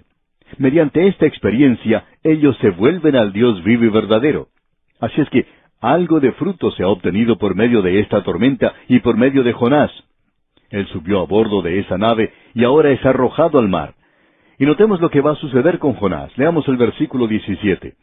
Pero Jehová tenía preparado un gran pez que tragase a Jonás. Y estuvo Jonás en el vientre del pez 3 días y 3 noches. Aquí no se menciona una ballena, como es la creencia popular. Se le llama aquí un gran pez. Pero lo que es importante aquí, según notamos, es el hecho de que este pez haya sido preparado por el Señor para esta actuación especial. Pensamos que nuevamente tenemos aquí un milagro en cuanto al pez, en el sentido de que había sido preparado especialmente para tragarse a Jonás. Leamos otra vez la segunda parte de este versículo 17. Y estuvo Jonás en el vientre del pez 3 días y 3 noches. No se nos dice aquí que Jonás estuvo vivo dentro de este pez. Y esto nos lleva a la segunda división, al capítulo 2. Y si regresamos nuevamente al itinerario del libro de Jonás, en el capítulo 1, vemos que él dejó a Israel. Su destino era Nínive, pero él fue a parar al pez. Y ahora, en el capítulo 2, él va a salir del pez. Su destino todavía es Nínive, pero él va a parar a tierra firme. Y queremos ver la experiencia de este hombre que está dentro de este pez. Y el primer versículo del capítulo 2 dice, entonces oró Jonás a Jehová su Dios desde el vientre del pez. Ahora alguien nos va a decir, ¿pero creen ustedes que Jonás estaba muerto dentro del pez y que Dios le levantó de entre los muertos?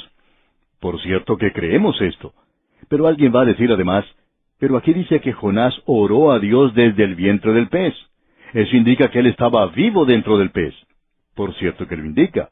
Nuestra pregunta es, ¿cuándo hizo Jonás esa oración? Cuando él hizo esa oración que tenemos aquí, la hizo cuando recién entró al pez, cuando el pez se lo tragó y él fue a parar al estómago del pez, ¿fue entonces cuando él oró? ¿O Jonás dijo cuando estaba dentro del pez, hablando consigo mismo, bueno, aquí estoy en realidad en una posición precaria, y las cosas no se ven muy bien para mí. Así es que voy a preparar una oración y se la enviaré a Dios y espero recibir una respuesta. Y por tanto, Jonás decidió escribir su oración. Trabajó, digamos, por unos 2 días, y luego al tercer día ya se la había aprendido de memoria, y entonces él presentó esta oración. Bueno, si él hizo eso, entonces nuestra interpretación está completamente equivocada. Pero no creemos que él haya esperado tanto tiempo con esa oración. Si este hombre se encontró en la condición en que se nos relata aquí, usted puede estar seguro de una cosa, que él inmediatamente comenzó a orar a Dios. Creemos que él comenzó a orar cuando el pez se lo estaba tragando, y cuando llegó al estómago del pez, él pudo decir su amén.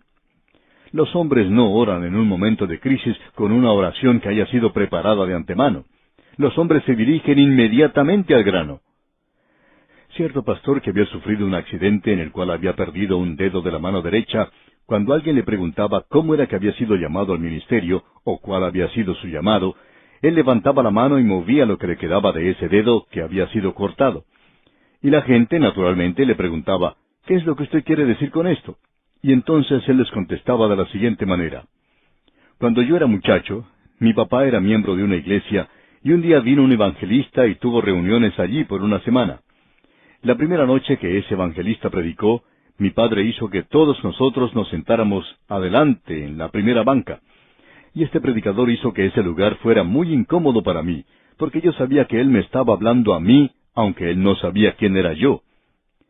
Se me obligó a ir la segunda noche, y yo sabía que si permanecía allí, no solo aceptaría a Cristo como mi Salvador, sino que también iba a entregar mi vida a Él en el ministerio, porque yo sentía algo que podía ser mi llamado. Así es que esa noche, cuando todos se fueron a dormir, yo tomé algo de ropa, salté por la ventana y huí a otra provincia y conseguí un trabajo en un aserradero. Yo no sé si usted se acuerda cómo operaban esos aserraderos antiguos, pero tenían un gancho muy grande y con ellos se hacía rodar los troncos de los árboles y eran llevados por un transportador al lugar donde estaba la sierra para cortarlos por el medio a lo largo del tronco. Mi tarea era hacer pasar esos troncos por la sierra. Luego de haber trabajado por unas 2 semanas, estaba trabajando una tarde y se me acabaron los troncos. Así es que el capataz consiguió unos troncos viejos que estaban allí y comenzó a pasarlos por la sierra, aunque algunos de ellos habían sido rechazados por una u otra razón. Y allí había un tronco que antes había sido cortado hasta la mitad aproximadamente, pero por alguna razón no se concluyó la tarea y lo sacaron sin terminar de cortarlo hasta el fin. Cuando cargamos ese tronco sobre la banda transportadora, fue llevado hacia la sierra, pero se abrió donde había sido cortado antes, y allí se trabó mi dedo índice de mi mano derecha, y yo sentí que era arrastrado por ese tronco hacia la sierra que lo iba a cortar. Yo comencé a gritar tan fuertemente como podía, pero cuando comencé a gritar, el tronco ya había llegado a la sierra y estaba siendo cortado. Y si usted alguna vez ha visitado uno de esos aserraderos donde uno escucha el ruido tremendo que hace al cortar la madera, nadie puede oír a una persona que esté gritando, aunque grité a más no poder. Así es que yo me había arrastrado hacia esa sierra. Habría unos 45 segundos antes que yo llegara a la sierra. Cuando llegué allí, mi dedo estaba muy ajustado en la ranura del tronco donde había quedado atrapado, y cuando pasó por la sierra, por supuesto, me cortó el dedo. Pero eso me libró del tronco y me arrojé hacia un lado y no me hizo más daño. Este pastor continuó diciendo, en esos 45 segundos, que fue todo el tiempo que se demoró ese tronco en pasar por la sierra, en esos 45 segundos yo oré al Señor. Yo oré a Cristo, mi Salvador. Le prometí que entraría al ministerio, que haría su voluntad, y le dije muchas otras cosas. Le dije muchas cosas más en 45 segundos en esa ocasión, que lo que le he dicho en 1 hora de oración desde ese entonces. Amigo oyente, este pastor hizo una oración muy rápida en un momento de crisis. Y así es como usted y yo oramos cuando nos encontramos en algún peligro. Si uno se encuentra en un avión y a causa del mal tiempo el avión comienza a descender un poco más rápido de lo acostumbrado, uno no va a esperar hasta que llegue a aterrizar para ponerse a orar. Si uno se da cuenta que se encuentra en peligro, comienza a orar inmediatamente. Y estamos seguros que usted también hace lo mismo, amigo oyente, y también estamos seguros que esa fue la situación en la cual se encontró Jonás. Así es que Jonás hizo esta oración mientras bajaba desde la boca del pez hasta llegar al estómago del pez. Cuando llegó allí, ya él había terminado su oración y había dicho amén. Y creemos que él oró mucho más de lo que se nos informa aquí. Vamos a observar esta oración.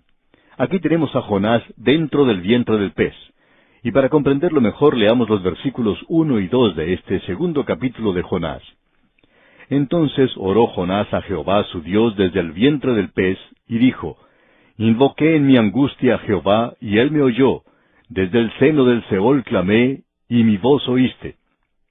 La palabra Seol aquí, en algunos lugares es traducida como sepultura, en otros lugares como el mundo invisible a donde van los muertos. De cualquier forma en que uno la observe, tiene que ver con la muerte, siempre se asocia con el cementerio, y uno no podría tomar esta palabra en ningún otro sentido.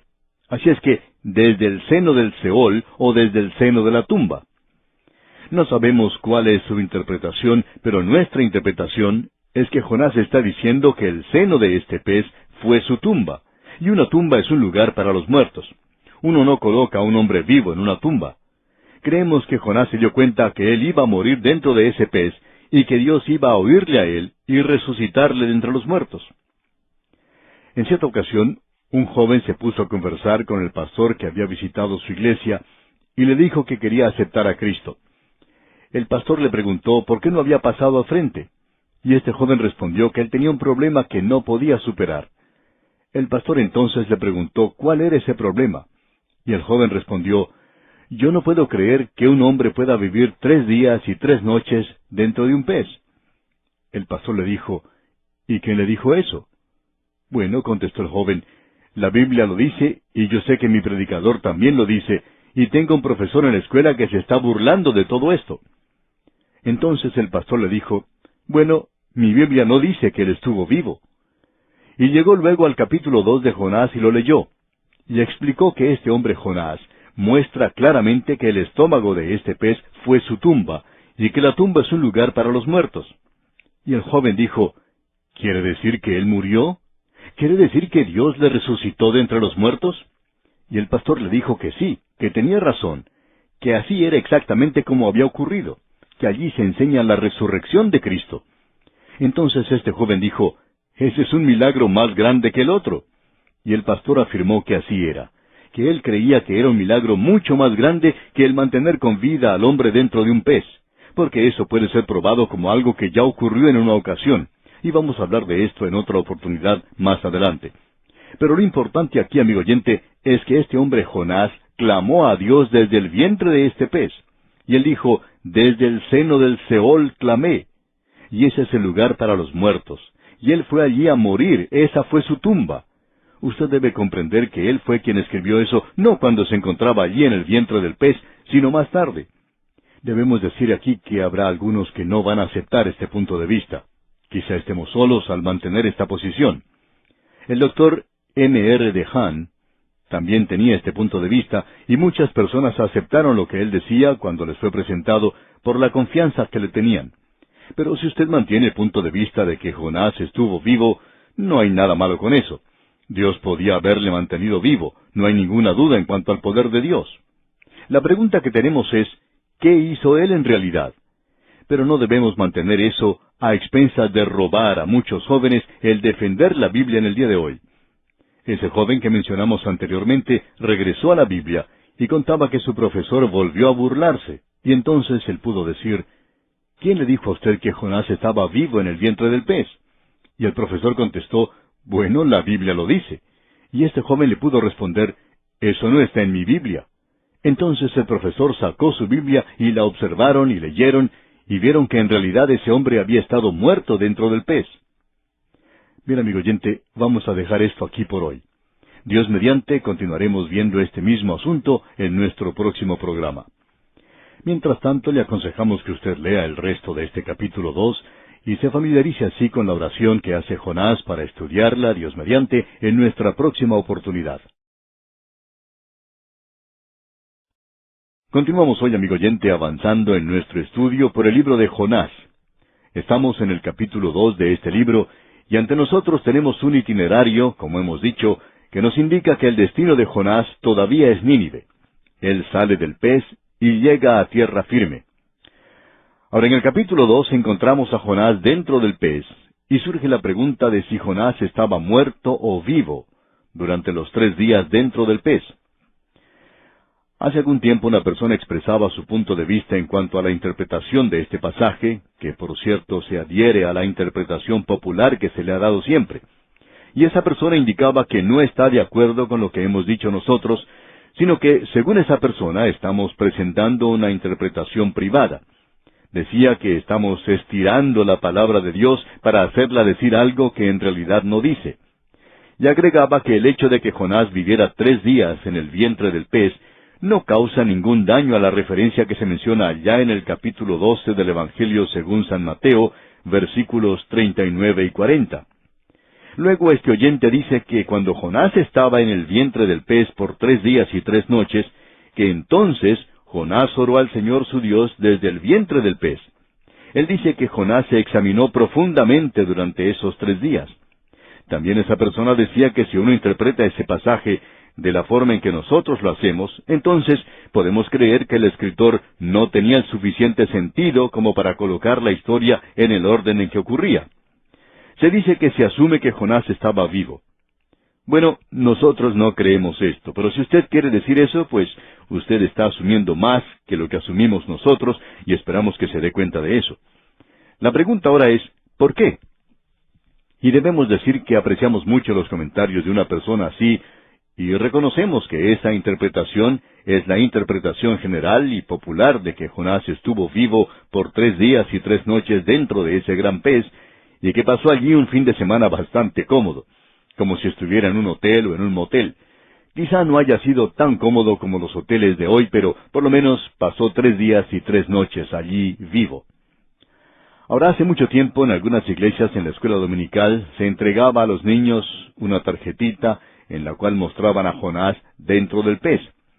Allí tenía él una mesa, estaba sentado allí a la mesa, y en realidad no sabemos de dónde salió todo eso, pero así es como se interpretaba en ese entonces, y en realidad eso nos molesta un poco, porque no sabemos cómo podían haber llegado a eso. Y debemos decirle, amigo oyente, que si usted mantiene ese punto de vista de que Jonás estaba vivo, pues entonces tiene a la mayoría con usted. Y también tiene a la mayoría de los expositores del libro de Jonás. Así es que se puede sentir muy cómodo cuando está así con la mayoría. Ahora, por supuesto, si usted quiere estar correcto, entonces tendrá que concordar con los puntos de vista que tenemos nosotros. Muy bien, de todos modos, queremos señalar esto muy cuidadosamente. No es cuestión de si Dios podía o no podía mantenerlo a él vivo dentro del vientre del pez. Según nuestra opinión, Dios podía haberlo mantenido vivo. Pero la pregunta es, ¿lo mantuvo Dios a él vivo? ¿Es el milagro el de mantenerlo a él vivo, o fue un milagro el levantarle de entre los muertos?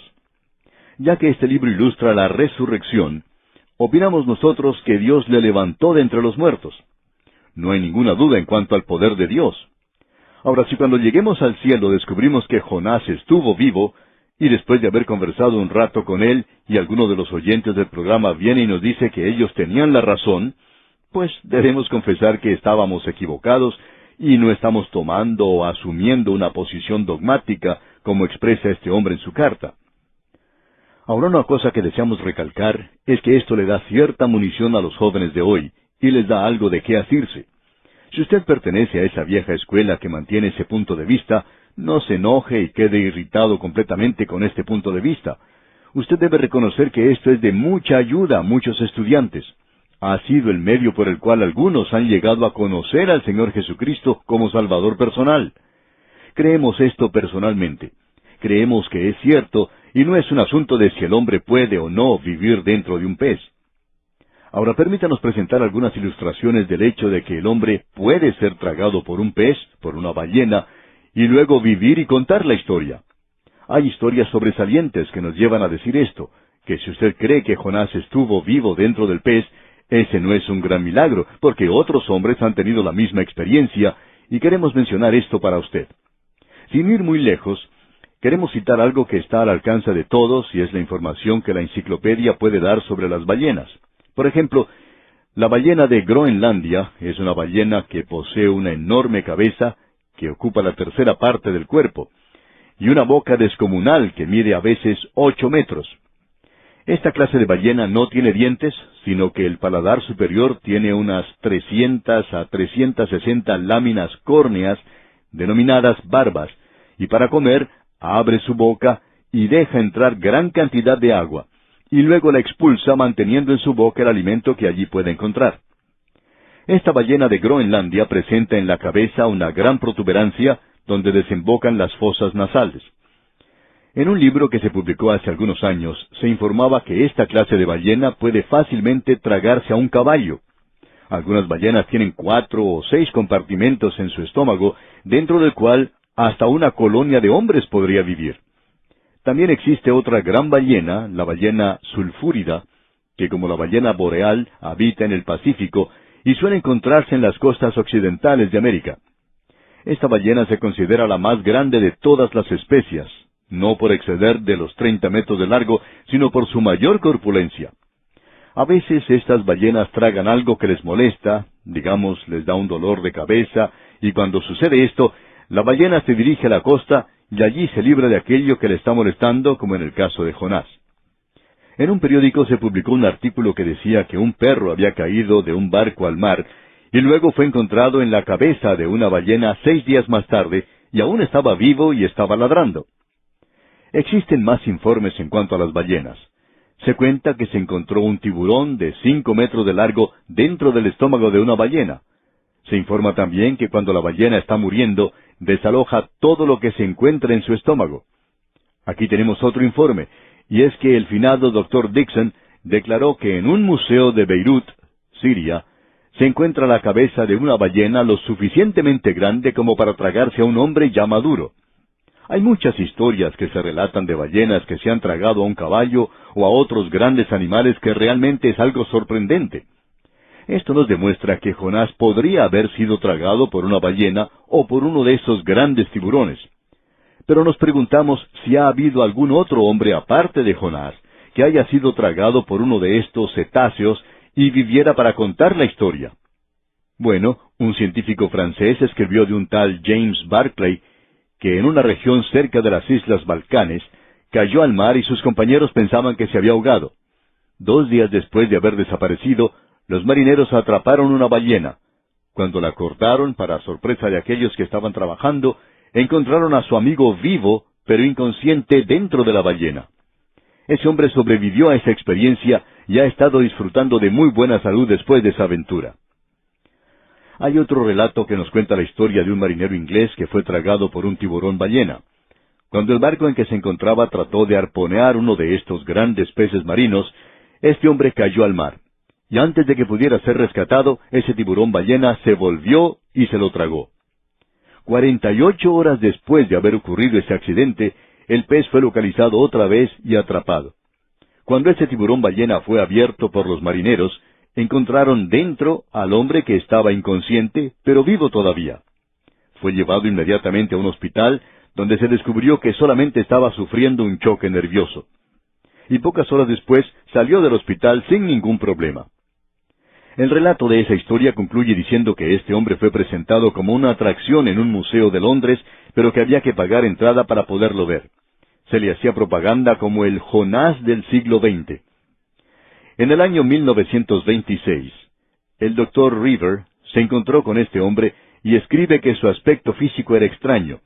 Su cuerpo no tenía nada de vello y su piel estaba cubierta por manchas color amarillo.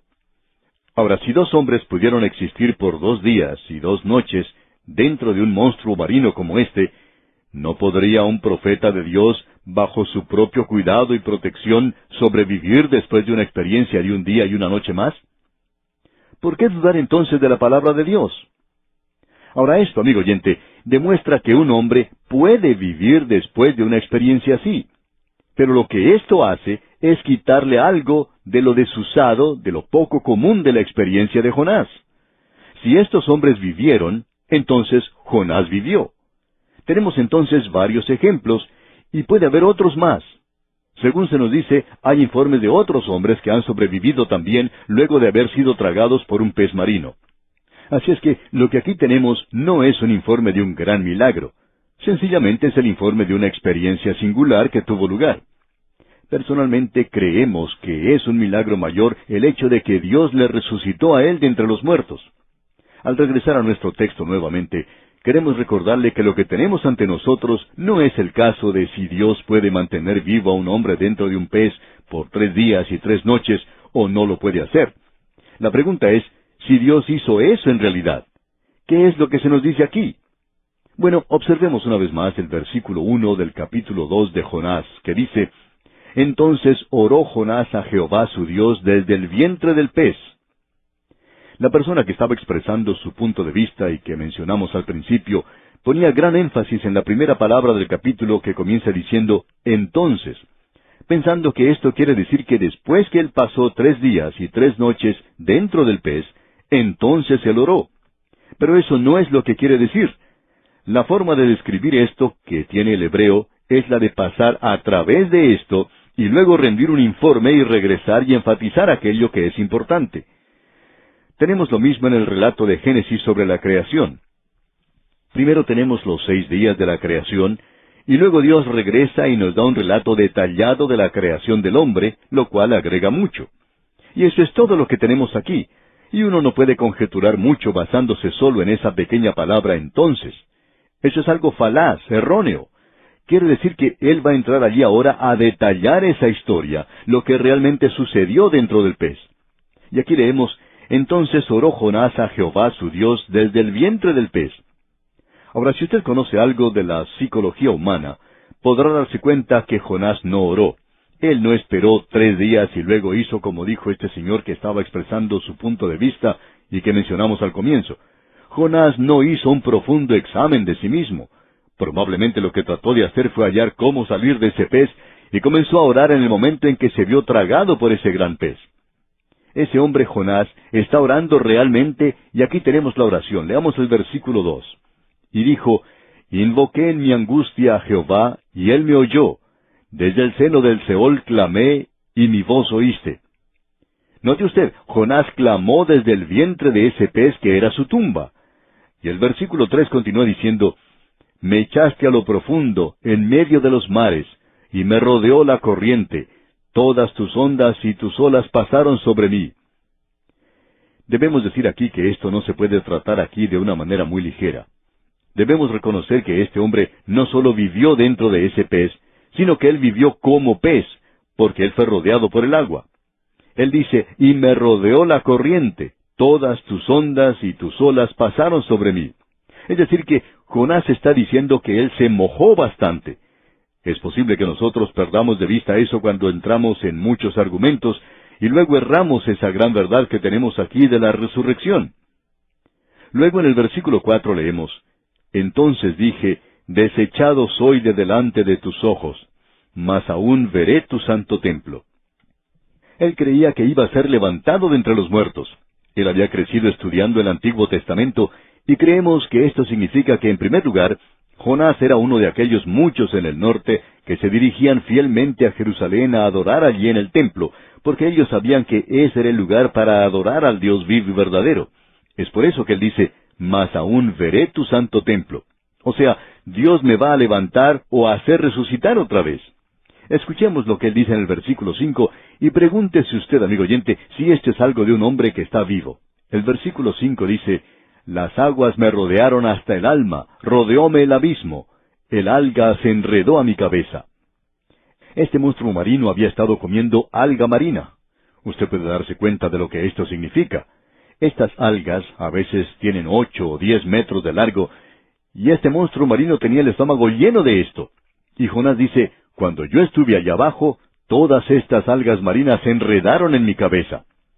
Quizá usted opina que él está describiendo una cama muy cómoda dentro de este pez, pero no creemos eso nosotros, amigo oyente.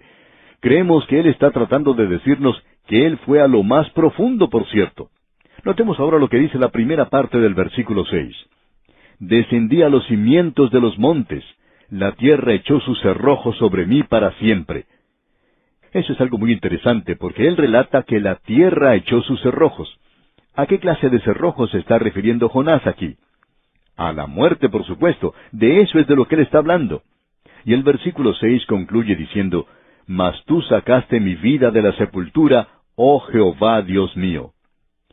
En el día de Pentecostés, Pedro trajo ese mensaje. Él dijo, porque David dice de él, veía al Señor siempre delante de mí, porque está a mi diestra, no seré conmovido. Por lo cual mi corazón se alegró y se gozó mi lengua, y aun mi carne descansará en esperanza, porque no dejarás mi alma en el Hades, ni permitirás que tu santo vea corrupción. Nosotros bien sabemos que David no estaba hablando de sí mismo, porque su tumba estaba más adelante, y él ahora está en la corrupción, que es la muerte, amigo oyente. Y el milagro en cuanto al Señor Jesucristo es que cuando Él murió, no vio corrupción. Su cuerpo no se corrompió.